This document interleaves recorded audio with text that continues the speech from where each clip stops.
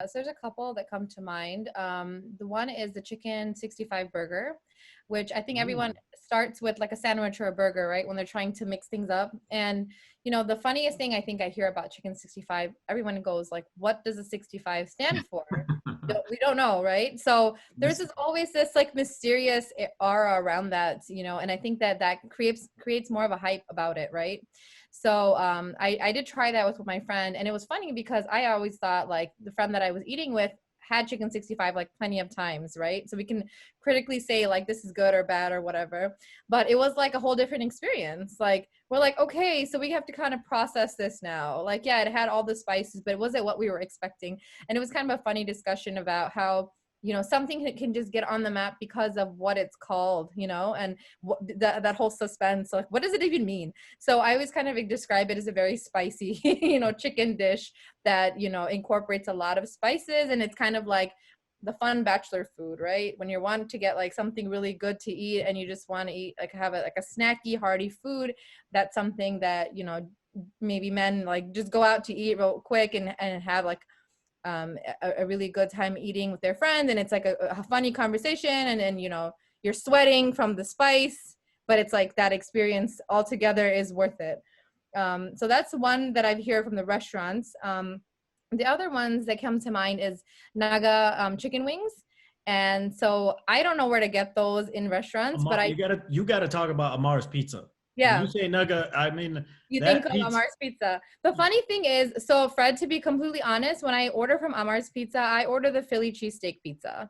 That's my Really? favorite, hands down. So when I people talk order the about naga other every variations, time. I'm like, maybe we've experimented with those. I've seen a little bit of experimentation with tandoori pizza or this and that. And I don't really love the shutki pizza, but people talk about it like it's amazing. So kudos to whoever likes it. Because I eat shutki anyways, I would prefer it in different forms. That's just my preference. But there's nothing wrong with it particularly. But that's Amar's Pizza has become a staple nationally for incorporating Bengali traditions or spices and different foods and things like that. And Amar means like my pizza, so it's like that whole concept of what I would eat I would want to share with others, like my house, your house, like that kind of whole hospitality thing. And then the other thing that came to mind was what I have a person who is from Michigan who I interviewed for a story that hasn't published yet, but she lives in Texas now, and she's making cheesecakes out of traditional sweets, Bengali sweets. And so she was saying this concept of, sometimes our traditional sweets are very, very, like very sweet. So, our age kids or, even adults can't have them because of diabetes, right? Like we can't just inhale all of these sweets, even if they look amazing.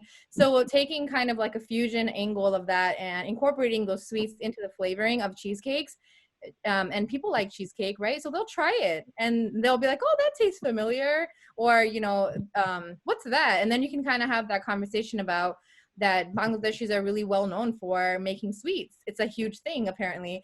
And so, even if like say your mom didn't grow up making them all the time around you, we know that like when there's a special occasion, we know which, sweet shop to go hit up on the way to someone's house for a dinner party or for special.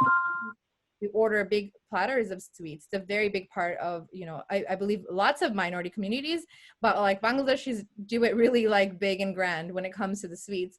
So that's another thing that I've seen in the fusion space, which is kind of exciting to see because, honestly, people are more willing to try things if it sounds familiar, looks familiar. And I think that people are finding more creative ways to do that. So that's really exciting to watch.